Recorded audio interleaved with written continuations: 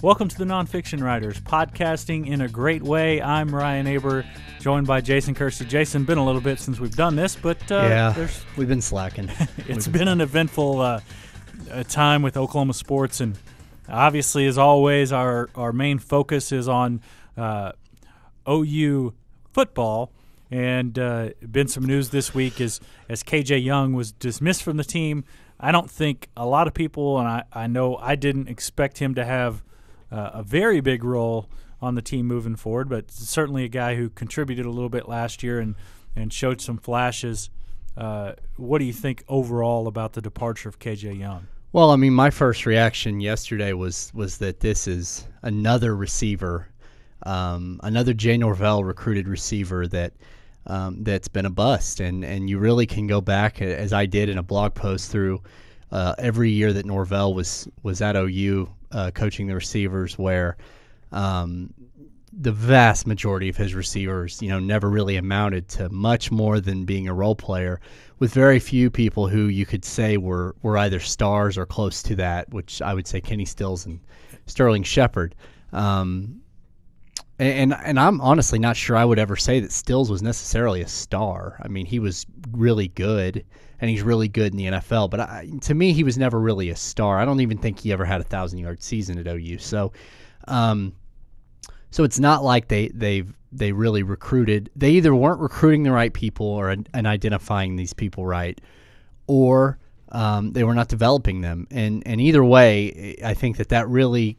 You look through that list, and it sort of really shows you why Jay Norvell was let go, because the first few years he was at OU, he had Ryan Broyles, and then he always had a guy, and then he had a few transfers, Justin Brown and Jalen Saunders. But I don't really, that's not the same thing. And yeah. and the thing about KJ Young too, he was a guy they got late. He was committed, or he wasn't committed, I don't think, anywhere, but his other offers were Colorado State, Boise State. This wasn't a big-time recruit or anything. So really, my reaction was, this is just another one of these guys bites the dust, and it's too bad, but I can't really say that it's all that surprising. Yeah, just a real quick rundown of the last couple classes. We won't go through 2014 because a lot of those guys are, remains to be seen what kind of impact they're going to have. But the 2013 class, Austin Bennett, played a little bit as a true freshman, really has been off the radar really for most of his time at OU, remains there. Danica Cavill, gone. Jordan Smallwood, who's had some injury issues and still might wind up being a pretty good wide receiver, but we haven't seen that to this point. Right, yeah, we don't know. I mean, even last year when he wasn't hurt, he didn't really do all that much. Right. KJ Young was the other wide receiver in that class. We've talked about him. 2012, LeColton Bester was a guy that I think disappointed, according to a lot of people, and what we thought going in. Obviously had the really big play in Bedlam that you've written so much about, and had a good Sugar Bowl, but overall didn't have the kind of career that a lot of people thought he had. Courtney Garner, he never even made it to campus. Yep. Deron Neal's a guy who's been there, from all accounts has done the right things, just hasn't had the kind of production I think a lot of people thought. I thought he was going to be a star. I think a lot of people did. He was a 4-star guy, one of the top 50 or 60 players in the country, I think. And then Derek Woods, who redshirted as a true freshman, played made a couple plays, and then gets kicked off the team last year. Yeah. And then there's Sterling Shepard, who I think everybody would agree is a star. But I don't – and I say this as, Jay Norvell was a great guy, and we all got along with him really well, and I really, really respect him as a person and all of that. But I don't know how much credit you can really give him for Sterling Shepard. He was coming going to OU regardless of who the wide receiver coach was, especially as long as Bob Stoops was there. Yeah. He was going to be an Oklahoma wide receiver. It's hard to give him a whole lot of credit for that. Although he didn't run him away, I guess is as good as you can say. And then going back the next year to 2011, they signed in 2 wide receivers. One was Camille Jackson, who had was suspended indefinitely after 2012 spring, and then got kicked out a few months later, and has seemingly been to every school in the southeast part of the country over the last few years. And then Trey McGuire, who's had so many issues. We know all about that. Is currently on probation. So that's really the last few years of Oklahoma wide receiver recruiting, which has led to some of the turnovers in coaches the last couple of years, and now with Lincoln Riley's system and Dennis Simmons and Cale Gundy as the wide receivers coaches, will be really interesting to see how that goes moving forward. But I think in the short term, I'm not sure how much of a loss it is, because I didn't know how much KJ Young was expected to contribute in this offense this year with D.D. Westbrook and some of the other guys that they brought in, some of those guys who didn't play a whole lot last year. I know Mark Andrews is a guy that a lot is expected of him. Jeffrey Mead, expect him to make leaps forward this year. Micaiah Quick, Dallas Todd. So it seems like they'll have guys who can step in and at least give them what KJ Young gave him last year, but still tough to take depth-wise to lose a guy like that. Well, yeah, I mean, and the other thing is, this is a guy who obviously the coaches thought was good enough to start last year, early in the year, and he sort of fell a little bit off once Quick came on, but so it's obviously a loss. This is one of your receivers who has a little bit more experience. Never want to lose a guy like that, and so it's a shame, and it hurts, but at the same time, I think it's sort of indicative not only of the receivers, but it's sort of a greater attrition problem that they've had the last several years, where they've lost a lot of guys. We haven't even mentioned the name Keith Ford yet.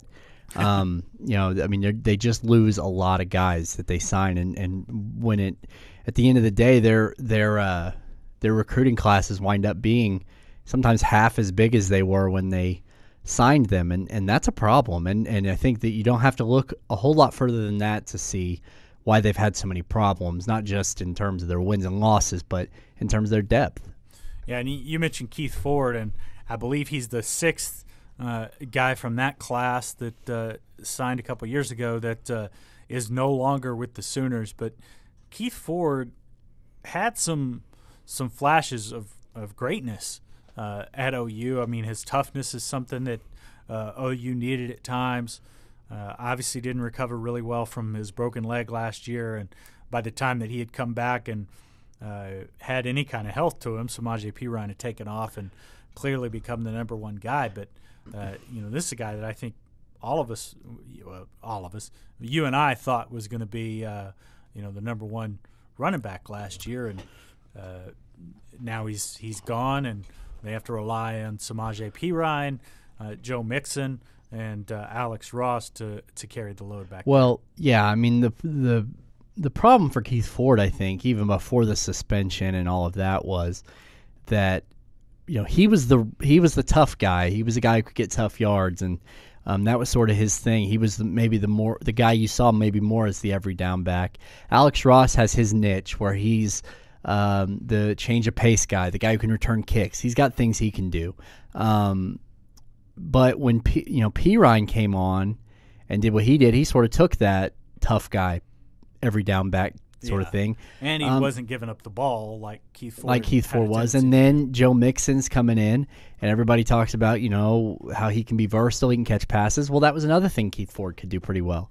So when you look at the running back depth chart, where was Keith Ford going to fit in anymore? And I just don't think he was. So to me, it made a lot of sense that he would want to leave. I thought at the end of last season that he might be a guy to transfer. So I'm not surprised at all. I was surprised by the suspension, but yeah. I'm not surprised that he's leaving. I think that he could land at a place like Houston,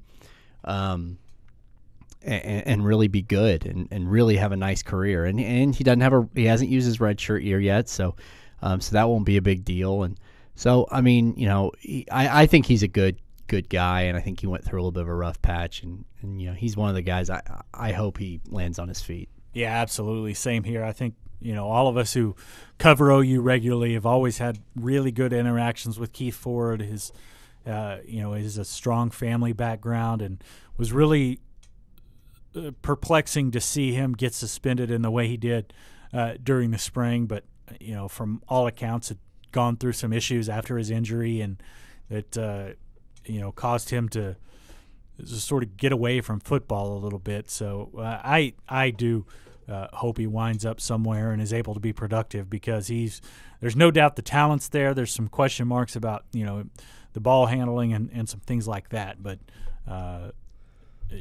when he's able to hold on to the ball, he's been productive. Yeah, no doubt. But and it's not like it's not good. You don't want to lose somebody like that, but it's not like I don't think that's gonna cause any big problems that weren't already there. I mean, they're already every problem or potential problem that we've talked about OU having next year, none of those are really changed all that much by Keith Ford leaving. So I think it's disappointing for people who really liked him, and but at the end of the day, unless something happens to P. Ryan or Mixon or Ross or Rodney Anderson, then you might start to sort of wonder about it. But yeah, at that point, if that many injuries happen, then you've got problems regardless, right? Of what's going on. Well, Jason, we're going to get on and talk to about some other OU sports, but anything else OU football-wise stood out to you over the last couple weeks since we did this last? Well, let's see. Over the last couple weeks, I went to Houston. How was that? For nothing. Garen Emig from the Tulsa World and I loaded up and drove down for the Houston Caravan about an hour before we were going to head over there. They announced that it was canceled, so that was lovely. That was a lovely few days I got to spend in the car with Garen. There's worse people to spend a couple days with in the car than Garen Emig. There are. I mean, I'd rather be with him than you. I mean, honestly, but the feeling's mutual on that. Well, let's see what else happened. I made a buffoon of myself on national TV at the OU softball game. Why don't you paint the picture of that? Well, I'm the one who looks bad because I'm leaning back from the foul ball that landed right in front of me. But I still maintain Corbin Hosler from Norman Transcript was going for the ball. I was going to let him catch it, but then he missed it, so it made me look bad. That's what I'm going with. So I'm just gonna stick with that story. That's plausible, given the video, which I think I've watched 23,409 times so far. I think I have too, because people make me, but. And it was nice in our meeting today to have a big screen television or big screen computer screen in our meeting room so that we could bring it up and run that Vine. Thank you to John Laws, my buddy from Tulsa, also for putting that out there on Vine so that we could put it up on the big screen in the meeting and have everybody watch it repeatedly, at least 100 times. We do have a big screen outside of our office in downtown. I think maybe that's the next step. Nah. No, I don't think anybody wants to see that. But you mentioned softball, so we'll stick with that for a little bit. You were out at OU softball regional. OU was able to beat Texas A&M on Sunday to advance to the super regional. Not the final game, but the one they beat Texas A&M before that. It looked like OU was sort of dead in the water, and then all of a sudden they're bam, it's tied, and then all of a sudden they're going away with the win and only needed one more to get back to the super regional. What was that like, and what was most impressive about what you saw down in Norman over the weekend? Well, I think they've got an interesting team, because there are a lot of people who thought that they should have been in that top 8 and been hosting a super regional. I think it could have gone either way. They really didn't do well in their tough out-of-conference games, and the Big 12 is very weak. Yeah, the Big 12 just killed them. I mean, 7 teams. I mean, that just isn't going to work. And so it'll be interesting to see what they do. Lauren Chamberlain is obviously – they've got great bats. Lauren Chamberlain, Shelby Penley, Aaron Miller hit the walk-off home run to beat A&M that first time. And then they've also got a very interesting pitching situation, because Paige Parker's a freshman, and she's had a really nice season. She got into a little bit of trouble in that first A&M game, looked really good in the second A&M game. This is going to be a big test for her on the road in a super regional against a tough team in front of a tough home crowd in Alabama. So I'm interested in that. And then, maybe one of the more interesting things, and our colleague Jenny Carlson wrote about this, is Kelsey Stevens, who was the starter who starting pitcher who took him to the World Series last year, and sort of lost it at the beginning of this year, and really hasn't played all that much since. So, she's got the talent and she's capable. That's been very interesting to follow as well. So, it's an interesting team. I think they definitely could make it back to Oklahoma City for the Women's College World Series, but Alabama's going to be a tough test. So, that'll be real interesting. Yeah, no doubt about that. Move on to OU baseball a little bit. The Sooners were hosting TCU last weekend. They needed a sweep to win the Big 12 championship outright. Didn't get that. They actually got swept. But a lot of close games, a lot of they were able to put up some runs on Horned Frogs' pitching staff that had been certainly the best in the Big 12, among the best in the country, if not the very best. And they were able to do that. So it seems like Oklahoma, while it's disappointing to get swept by TCU over the last weekend of the regular season, especially given that they dropped 2 or 3 to Oklahoma State not long before that. They're going into the Big 12 tournament on a little bit of a skid, but it seems like they're playing really well right now overall, and should have a chance to win a couple games and make things interesting, at least up in Tulsa this weekend. Yeah, they have a chance, but it really doesn't sound good for them unless they win the Big 12 tournament to get into a regional, and that's we talked about the Big 12 in softball. The Big 12 in baseball is just horrible too. And it's stunning because last year this is a team that got 3 teams in the College World Series. They almost got a 4th in. Oklahoma State, had their chances to make it. And now this year, Oklahoma State and TCU are going to make regionals, and they're both going to host. But beyond that, they're not going to get anybody else in unless a team like Oklahoma or Texas Tech happens to win the tournament. Yeah, and it is stunning because this was a pretty strong baseball league not all that long ago, and they've just fallen off, and it really would be a shame if they only got 2 teams in, which it looks like they're going to, and it really makes me wonder how much longer Pete Hughes has. When he came in and replaced Sonny Galloway, I think there was a lot of excitement about him. He'd really rebuilt the Boston College program. He really rebuilt the Virginia Tech program. And OU didn't really require all that much rebuilding. They were coming off at all. They were coming off a Big 12 tournament win, which was their first in a long time. They were, brought back some good players, and really it just all fell apart last year. And looking at it, I would say there's a good chance that if they don't turn things around next year, that they might, be looking for a new baseball coach again, and that would be amazing because I really thought Pete Hughes was going to be good for a while.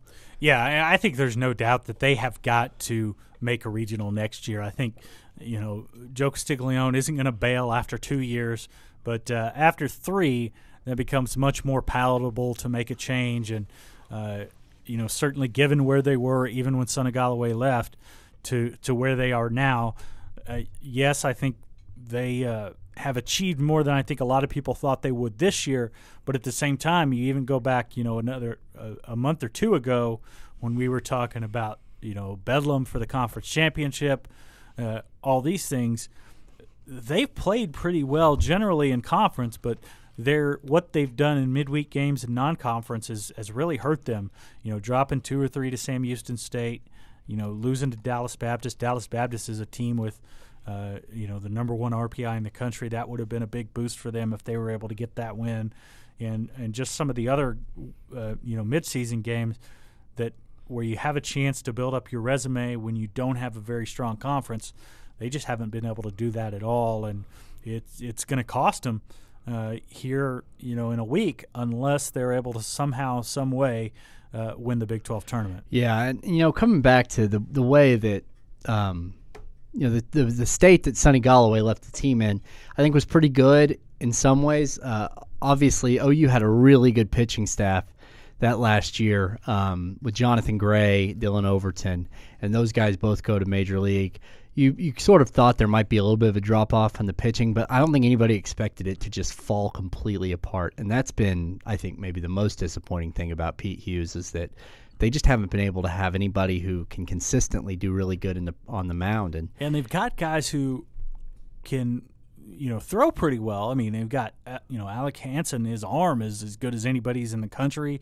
Their starters, Robert Tessine and those guys, Jake Elliott have been really good at times, but they've never been able to consistently do it, week in and week out in the Big 12, and that's so important in this conference is to, get a guy on Friday and Saturday who can, really overpower the other team's bats, and that just hasn't happened. Yeah, no, it just hasn't, and they're gonna have to figure it out, and it'll be real interesting to see what happens in Tulsa this week. That's another thing. Big 12 baseball tournaments in Tulsa. It's a little different. Now it's coming back to Oklahoma City next year, right? Yes, it will be in Oklahoma City again next year. Yeah. But Tulsa gets its chance. This tournament has only been in two places ever. Oklahoma City for the majority of its time, and then there's been a couple years. I think there's two when it's been in Arlington.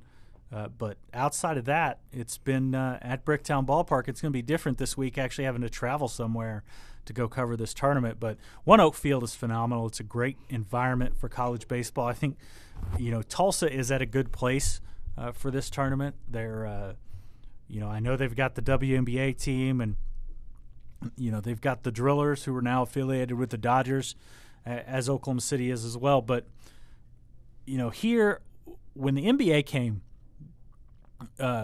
this was just not a college town anymore. I mean, There's certain events when, obviously OU football, people around here care deeply about it. I think it certainly took a little bit of the luster off Oklahoma State and Oklahoma basketball, which was so big a deal. Events like the all-college tournament, it took a little bit of a hit. OU women's basketball took a hit. So it's just another symbol in sort of the evolution of the sports side of this city. But I think Tulsa is at a really good place where it's still a really big deal for them, and it will be a really big deal for them to bring that tournament to their park. And it's also a great Oklahoma State town. I know there's a good amount of OU fans, but every time I've gone up there for Bedlam baseball, it's very clearly a Cowboys park for that night, and they certainly got what they wanted this year to start it off with, because they've got Oklahoma playing the 4 o'clock game on on Wednesday against Kansas State, and then turn right around after that at 7:30, and you've got Oklahoma State, West Virginia. So it worked out great for the organizers there, but it'll be interesting to see how the crowds go over the entirety of the week, the sessions when neither OU or OSU are playing, and certainly if neither of those teams make the championship game on Sunday, which I would imagine one of them will, because they're the 2 and 3 seeds, they're the top 2 seeds in that bracket.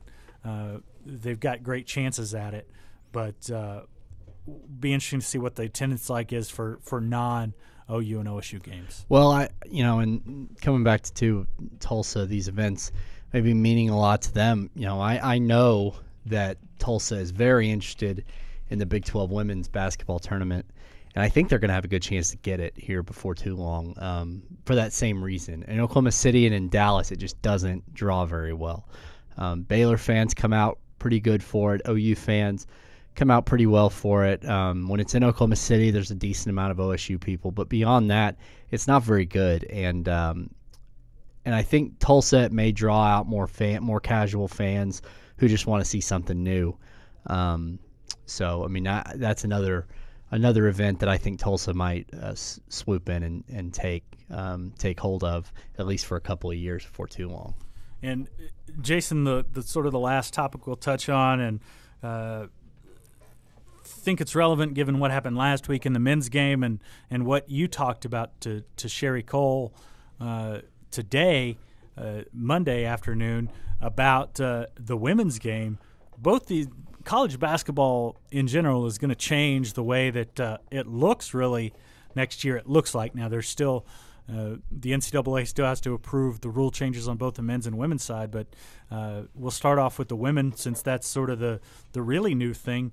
It looks like they're going to go to 4 quarters and be able to advance the ball to midcourt coming off a timeout late in the game, which is something the NBA has done for a long time and certainly makes for exciting finishes. If not, there's different people who can have differing opinions on, whether that's the right thing or not to do. I'm one who doesn't really like it very much, but I understand why they do it. But some interesting changes coming down the pike in the women's game, it looks like. Yeah, I've always said that makes about as much sense to me as allowing a football team who has the ball on their own 20 with a minute left to just go to the 50-yard line. Of course, softball does that ridiculous, what is it, the international tiebreaker where they place a runner at second at some point in the game.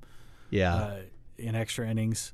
That's I mean, so it will make, I think, parts of the game more exciting. Sherry's excited about that. Yeah, I had a chance to talk to her yesterday for a while on the phone about this, and I think that she is in favor of anything that sort of freshens things up and maybe gets the fans more excited. I think it might help speed the game up a little bit. Having 4 quarters will obviously change the timeout situation. And the other thing, it will reset. They'll do like the NBA. They'll reset team fouls at the end of every quarter, unless it goes to overtime. And in that period, they'll continue the 4th quarter foul total. But it's interesting. It's going to totally change the way that the game is played. I mean, excuse me. It's weird to me. It's always been weird to me that college basketball does it different. They have 2 halves where you go junior high, youth league, junior high school, and the pros are all 4 quarters, and then college has always been 2 halves. I've never quite understood that. And then I asked Sherry why the men weren't doing this too. It would seem that if you're going to do it for one, you do it for both. And she said that the men are interested in doing that, but the thing is the NCAA likes to sort of sometimes do these things separate so they can see how it works.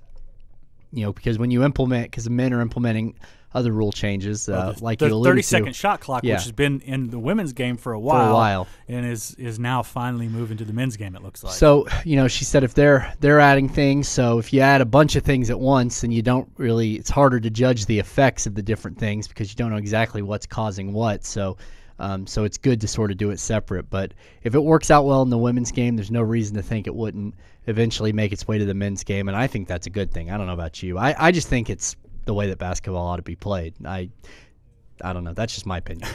Yeah, no, I'm definitely with you on that. I wonder though, all the men's rule changes that were announced. There's some timeout adjustments that were made. The block charge arc gets moved out another foot, which can free the lane open a little bit. The shot clock, which I mentioned just a second ago, they're going to change back to being tougher on hand checking and other freedom of movement calls that try to allow not only the ball handler but the offensive players away from the ball to move a little bit better. Which one do you think, out of all the changes that were announced that are likely to be implemented next season, which one do you think has the biggest impact on the game? Ooh, maybe it's the easy answer, but I think the 30-second shot clock is really going to be an interesting change, just because I think it'll help, obviously speed the game up, and I think that's something that people are really talking about, making it more exciting. So to me, that would be my answer, and maybe that's easy because it's the one everybody's talking about the most, but. Yeah, I'm not sure how much the shot clock is going to affect things immediately next year. I think maybe, as it goes along and coaches get more comfortable coaching under it, it's certainly going to change the complexion of the game a little bit because guys are going to be, you're going to have to work quicker to get shots. And as Jim Boeheim told me when I talked to him a couple weeks ago, coaches are smart. They're going to figure out how to coach in whatever the framework is that you're going to have. I don't believe, like Larry Brown says, that it's dooming the game to be ugly for the foreseeable future just because of the shot clock. coaches can figure it out. Yeah, give me a break. Yeah, I thought that was ridiculous. I do like, though, one I like with the elimination or the reducing of the shot clock. I like the closely guarded rule being eliminated, the 5-second guarding rule. I mean, if you're going to guard somebody, guard them straight up, to the end of the shot clock or till you force them to make a pass. Just because you're guarding somebody and they're not making a move to the bucket, what's the point of having that be a turnover when you've only got 30 seconds? I understand it when you've got 35. But I also like the timeout changes that were implemented. Most noticeably, the media timeout and merging that with the team timeout when it came within 30 seconds. Because if you're at a game live, there's nothing more frustrating than sitting there, and it was especially noticeable during the NCAA tournament when they've got longer breaks and things like that, where a coach will call a timeout 20 seconds or 15 seconds before a scheduled media timeout. You'll have that timeout, that commercial. They'll come back to it. We'll have 10 seconds, 15 seconds of action, and then there'll be a stoppage, and then it's the media timeout again, and you've got 10 or 15 seconds of action for about 10 real-time minutes, and it's just brutal when you're live at a game and watching. I'm sure it's the same when you're on television as well, but it's just really tough. And I was glad to see that one. I was glad to see that coaches no longer can call a timeout during live ball situations. The players have to be the ones to do that. Yeah, that's good. I like that. I think there's certainly still some changes that need to be made with the college game, but this is a good step forward, and I think we'll see over the next couple of years. It's not going to be immediate, but over the next couple of years, I think the college game will get better because of the changes that were made this weekend. Yeah, no doubt about it. Well, all right, Jason. Well, that's all the time we have for today, but we'll be back once again next week talking more Oklahoma football, basketball, baseball, softball, whatever else we need to touch on. But thanks so much for joining us. You can check us out every day at newsok.com and every morning in the Oklahoman for the best OU coverage anywhere.